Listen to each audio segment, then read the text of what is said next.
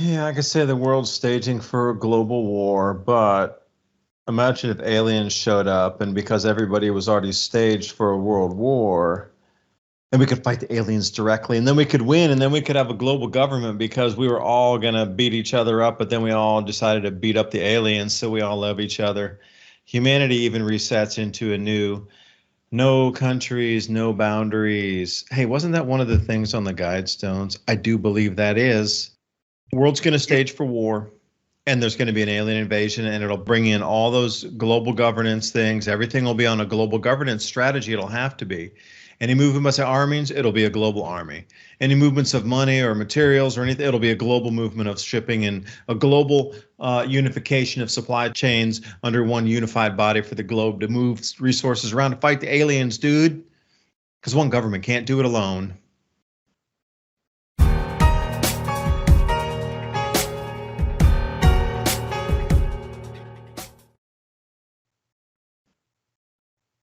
and the more and more I think about it, the future only really has room for aliens with no gender or some kind of AI robot with no gender. Need to phase you out, you inefficient human. The reset would call the inefficient humans. You had talked about this before, whatever's happening on this planet with the spells and the spell casting and these types of rituals and overseership of the human soul and the learning, the knowledge from birth all the way through into the job and then to the grave. It seems that the way it's done now is just keeping you on a karmatic wheel for reincarnating right here on the planet again. So you look at all these wars and everything, and then, the elite are looking at it like, well, who cares? They're good for right now, but they're going to incarnate again as a human the next time births come around. So we'll have a continuous rebirthing supply and a karmatic wheel. 100 million die, who cares? Because they're all going to reincarnate back again. So we'll get them for the next generation. So you got to wonder how many of these elite demons are out there that are not 80 years old, but 800 or 1,000 years old. You get really wonder at some of these top echelons of people. We know Klaus Schwab, etc., but there's people way up the echelon, way up the staircase from that dude. He's like the gopher for those people. They're tens of thousands of years old. How old do you think those spirits are? Because you look at it in the non-human sense of time. To get humans, it is a battery. So, what was that movie with Morpheus in there? Looking at us as batteries. It truly is. That's all they look at you as, is a battery and a source to be used. If you die, it doesn't matter. You'll reincarnate as another human, or keeping the breeding stock in the breeding camp, if you will, of Earth, just enough so they breed together to keep the constant surf supply moving. And then you keep them in the serfdom realms through education. There'd be a constant supply of new labor, just different ways of management. You got to wonder when we're going to get to the singularity where, humanity consciousness will split away from this. A section of humanity will jump away. These elitists seem to have been in power for thousands, plural, of years. Now, we might know something more recently of these same power families from the mid-1800s until now. Some of the Rothschilds or the Rothschilds, as you might know them from, late 1600s. But then what was prior to that? When you go back into some of these families from the Roman eras and the Hittite era, and how about going back into the era of Mesopotamia? These king lists that are coming down, the Sumerian king lists are the same ones with direct bloodline lineage to what is happening right now. So as I was saying, it seems that even though we go through these resets on a normal 100 or 80 year phase or 400 years phase, it seems that some of these quote unquote beings that are overseeing the planet here and then moving into society and having these families that have the money that are then the dynastic wealth that we talk about. How easy is to push the button to reset a society? Like, if you go back to some of the Sumerian tablets and stories or whatnot, they were sitting off Earth watching the cataclysms happening, just super sad, crying that it was happening to humanity. But others were like, nah, they're nothing more than cockroaches. Get rid of them. We'll start again. We can make a whole new batch once this thing's over. This natural cycle's over. We'll just make a new batch. Who cares? Just let them multiply again, whatever. We'll set up the conditions to perceive reality as freedom and make them start working again for stuff, and they'll keep working for us. You're right on the same track as I am. Some of these plans that unfold and some of these secret societies and schools they have the same agenda over hundreds, some may even say thousands of years, like you were talking about. And it makes you wonder, because if you've ever seen any family, the way that it functions, almost necessarily do children start going against their parents. So it's hard for me to believe that these families just kept it going over a period of 1,000 years to keep a plan going like that. It just doesn't seem reasonable that human beings would do that. Either A, there's something that they're all so afraid of that they get let in on whenever they pass the torch to the next generation, that they continue down the same agenda, or it goes back to possession, like we were talking about before. And think about the theory that these elites mix between themselves, and we joke about it. It kind of sounds like inbreeding, but if they were genetically selecting each other on purpose to be a certain kind of psychopath or sociopath to let a certain entity in, it would make sense why these agendas stay over thousands of years, or at least hundreds of years. And then also, if a possession is possible, and I'm not saying that that's what's going on, or that there's any space aliens or anything, but if it was, I'm open to the possibility that it's real or something like it. You would think that if one person was possessed, when their life was over and their usefulness was over, that whatever entity it was would just pass to another person, like maybe their son or their nephew or their grandchild or whatever it is. Because I think a lot of people are ignoring the technological point that we're at. But if you think about it now, they don't need women to have babies, and they don't need men. They can start growing human beings at any time in any facility in the world. Now, that sounds really far-fetched. However, when you keep in mind that they have already been doing it with animals for decades, perfecting the science, and now you can combine what's going on out there in the real world, and you see what I call, or I've labeled, genetic pollution. And that's basically that animals and humans and plants all over the world are being changed at an unprecedented, exponential, unclear, unknown direction. And, they're messing with the foods, gene editing the foods. Everybody says GMO like it's no big deal, but think about what a big deal that actually is. And the fact that the general population has been eating probably 90% of their products that have genetically modified ingredients since about 1991 when it hit the market. And back then it was just wheat and corn, but now everything's genetically altered or edited or whatever. And now we have technology alters the fundamental nature of the human being. What that means to me is that they've thought about this so deeply that they can put out something in the population. And we know from genetics from the past, we've been studying genes a lot, that one little gene from one person could spread over time, and only a couple hundred years the gene will spread, and in a couple thousand it replaces lots of genes. So when you think about genetic drift and some of these other ideas combined with technology of today, you realize that they don't actually really need us right now. It's more than plausible that multinational conglomerates that are run by the elite have enough mind-blowing resources at this point that they could just destroy the entire face of the earth of what we call civilization, and it wouldn't even put a dent in the ecology of the planet on the big scale. It would just be a bunch of rubble that people see. Reality's so off that I don't know what to think, because mind over matter, that's where I was going with this, or manifestation. If you think about it at this point, they have so much of the population believing in nonsensical or make-believe things, that how can good things manifest if so many people are manifesting random, impossible things that aren't even part of reality? While we're having food shortages and it's an election time, and all of this other stuff's going on. And then you have to get to the elephant in the room, that we're creating, I don't know how many countries with active proxy wars to head into this reset. And I know nobody wants to talk about that, but it's becoming more and more obvious to anybody that's looking at the military movements of the world that they're all staging for a new drawing of the map. It's the war just to be there so that it's in the mental memory of the people. And maybe we won't go to World War. Maybe they'll pull out something else.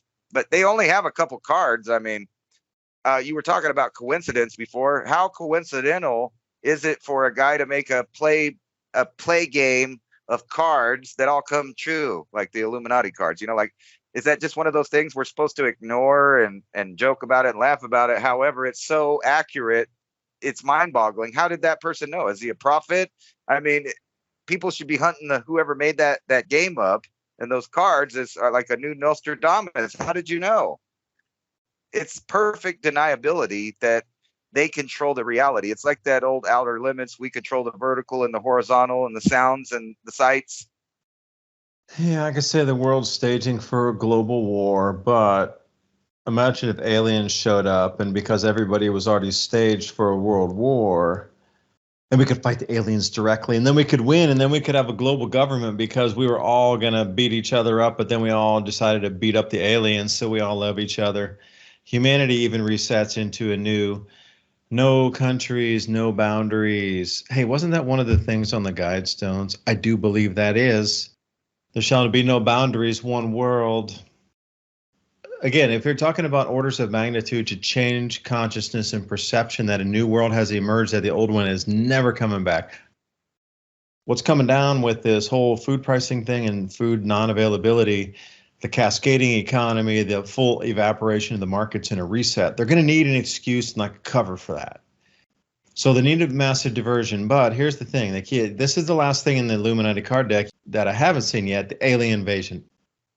Everything else is live except like a few cards. Because me and Rex, and if anybody out there to know Rex Bear, this is like, has to have been 6 months ago.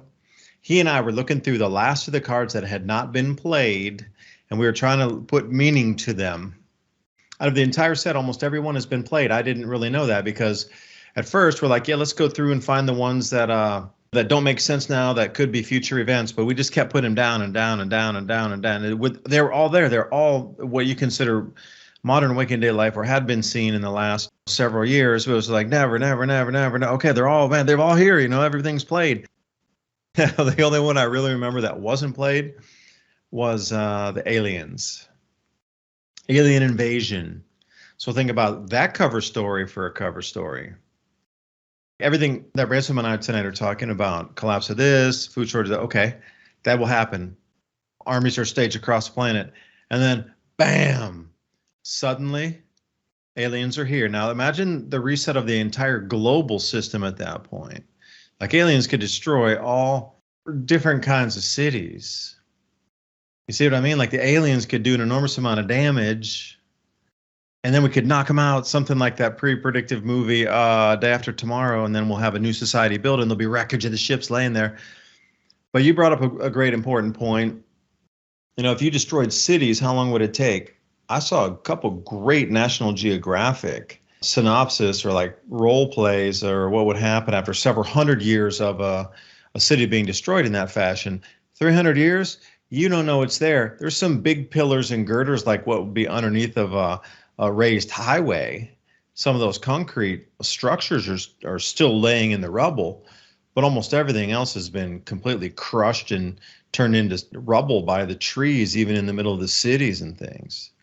Glass, aluminum, all that stuff's gone for sure. 400 years, you really wouldn't even know that our society existed. And there's this little device right here, 4-in-1. Aircon. Electric companies don't want you to know about this. Put your ice and your water right in here. Turn on the fan and cool down. I use this when I go camping. If we have electric at the campsites, heat pump broke one time. We were waiting for 3 days, 90 degrees here in East Tennessee. Use this in our room and it actually did cool us down where we could get comfortably to sleep. Turn it on. That hum means cool air coming your way. Learn more by going to easysummercool.com. That link's in the description box below. And now on with the rest of the video. Even taking cities to rubble, and if you're talking, like we were of like the Sumerian king list or some of these characters that were in the Bible, Methuselah that lived to be 1,000 years old, if you destroyed an entire civilization, it would only take 400 years before it would be completely back to pristine nature again, where you wouldn't even know anything was there. But that would probably occur at the 300-year mark. So you'd still have 700 years. You could do 3 of those resets in a lifetime. And even if it got really nasty like it is now, you reset it, and it takes 300 years for the earth to regenerate itself. I'm calling that. You woke a couple thoughts up in me. The world's going to stage for war. and there's going to be an alien invasion, and it'll bring in all those global governance things. Everything will be on a global governance strategy. It'll have to be. Any movements of armies, it'll be a global army. Any movements of money or materials or anything, it'll be a global movement of shipping and a global unification of supply chains under one unified body for the globe to move resources around to fight the aliens, dude. Because one government can't do it alone. Think about the good thing that will come from that idea. So if they got all the militaries together, ready, staged for war, and then all of a sudden they're telling us there's something from outer space that's a threat, and we'll all be set up perfectly for that. We'll get to find out if it's real or not, because I think one thing will happen if it's not real. That'll be we'll defeat the aliens, and then we'll have our world government. Yay, yay for humanity. We ran them off. We scared them. But think about another scenario. If the aliens were actually real and there was an alien presence interacting with governments on Earth, they may not accept interaction with us until we only had one government to speak for the entire planet. They would tell everyone that, we have to be a unified planet, and it'll be a whole new phase of humanity where we get to deal with, learn new things with these aliens, but it's on some things that we have to do. We got to get rid of our weapons. We got to get rid of this. We can't use our fossil fuels. You could just see that it's set up perfect for that scenario. I mean, a lot of people thought that all of these weird things for a long time didn't make any sense. But if you put them together, they really do sound alien. Just the whole weird thing that's been happening with what I was talking about earlier, genetic pollution. These are ideas that would fit perfect into, let's say, a corporate takeover by another governing body. And how do you do that? Well, you would shoot down the stock value of that company you wanted to take. And then when it was worth nothing and at the bottom, you'd buy it up and get all the resources. That almost sounds like what's going on with Earth as a whole and all of the other steps that they've taken. What do you do to a population that you're going to invade? Well, you might want to call them insurgents for one, and then you might want to cut off their food supply, their finances. You might want to cut that off. Their energy production, you might want to cut that off. You might want to make everybody a little malnourished through their food and stuff that they get. And then what happens at the end? We all know what happens at the end because we have domestic cattle.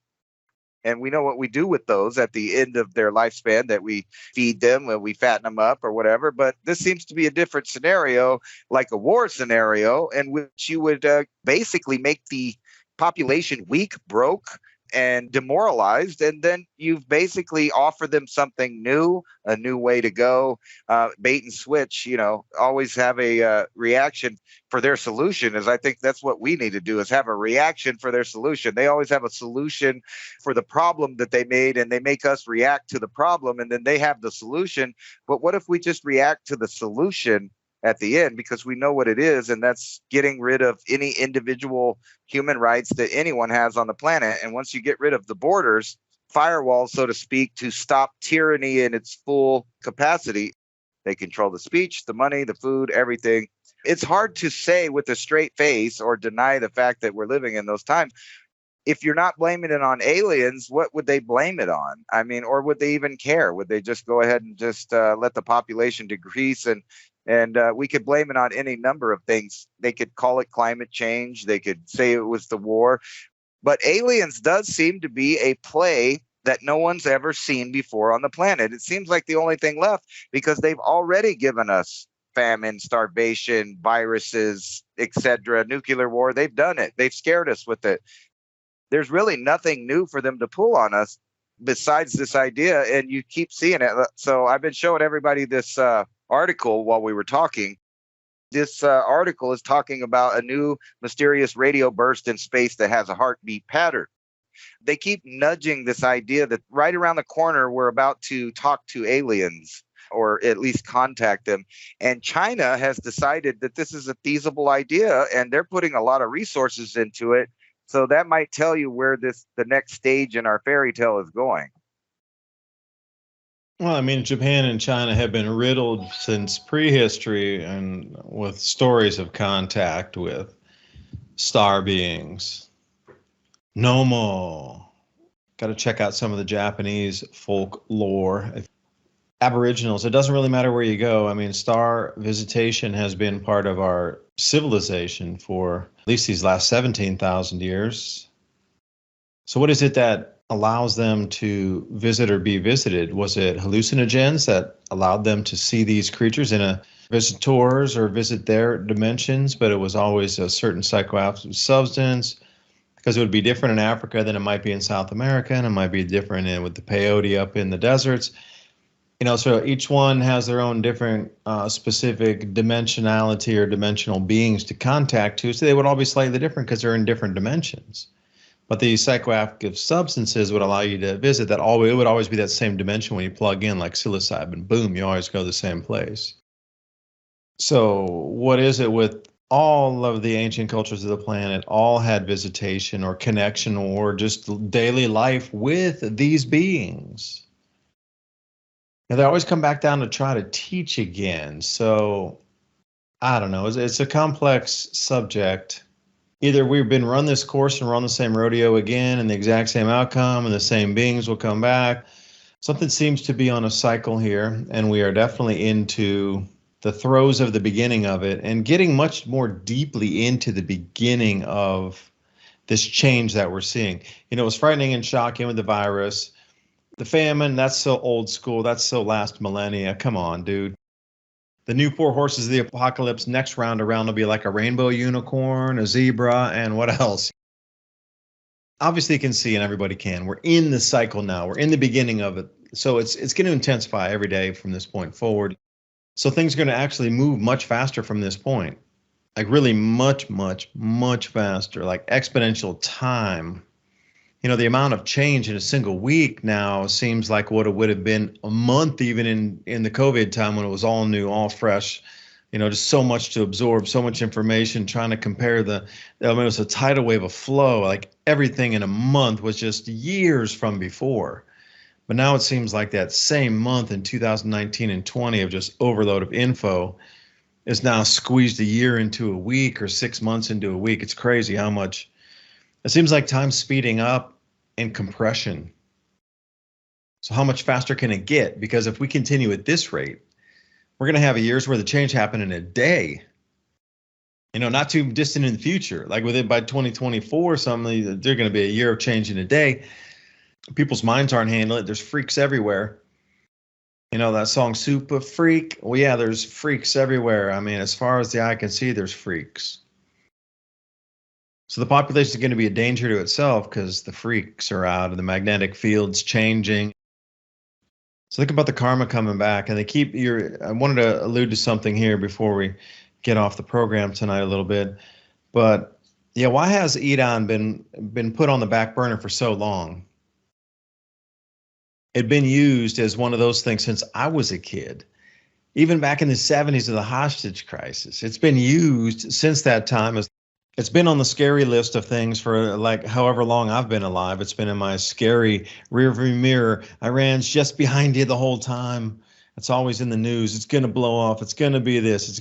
Like how many times have we heard we're like getting closer to war with Iran for my whole life? It's been like that the entire life. So all they're doing is bringing and indoctrinating new people in with the same message again and again.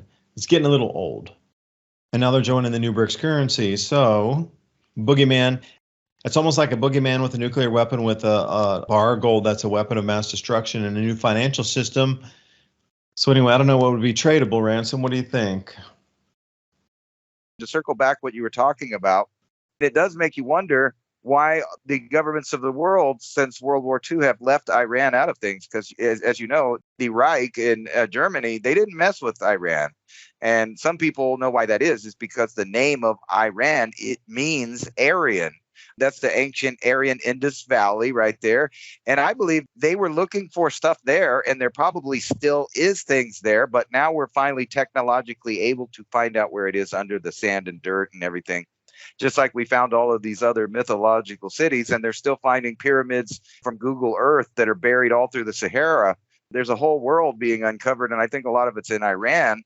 That might be why we've cut them off to the world and made it so hard to get to. You think about all the places with the ancient stuff.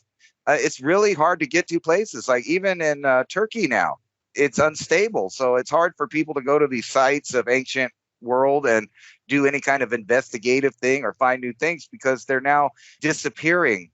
As you know, ISIS went around Iraq and Afghanistan and started blowing up the oldest of human history that was still around, a lot of the Sumerian stuff. But not only that, giant Buddhas in the side of the mountain. They caved in some of these cave cities that go in that the Hindu made thousands of years ago. They've been slowly, systematically destroying evidence of the old world. And it looks like it was all in preparation for this reset so that they can come out and tell you whatever they want you to believe, and you're going to believe it because the general populace is so uneducated. There are only certain people that know stuff, and they're already viewed as crazy by the general populace. But guess what? We're going to be the ones that are hiding out there with the food and the knowledge and the books. Books are the money, my friend, because when they turn the internet off, each book becomes invaluable. Books on electricity, books on carpentry, books on farming. That's where the future of money's at if we collapse.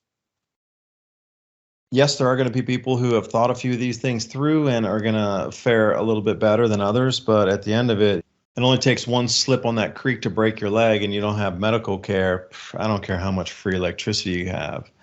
That's where pioneering medicine comes back in. So if you have a book on how to set a fracture, you can see why they bit the belt and drank whiskey before it. Like, pull it.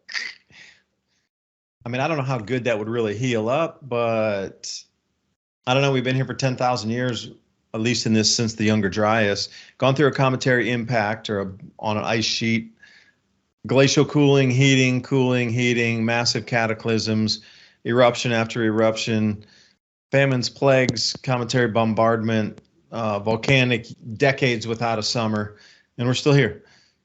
So a reset of the monetary system might be a very small thing in comparison, but it gives me hope that after all those cataclysms of what we would consider like really just civilization ending, that we are still here. So something as small as a reset on the currency compared to a comet impact on an ice sheet that wipes out 90% of the animals on the planet. You know, when you look at that in kind of a balanced comparison, you're like, all right, I can reset the dollar, not a problem. But a lot of people don't have the skills. So then, you know, we come back into this. I don't know. It's going to be an interesting world. And every week we march forward, it's going to be like that much closer to it. So my whole call is 16th of September, that week prior to it. That's all the time you really have left to get ready and take that deep breath, because that is the end of time as we know it. The end of the financial system as we know it, and the reset begins in earnest of everything we've ever known gets flipped and reset beginning September 16th, that week of prior to it, which is going to be, like you said, Aquarian energy, September 9th, September 11th.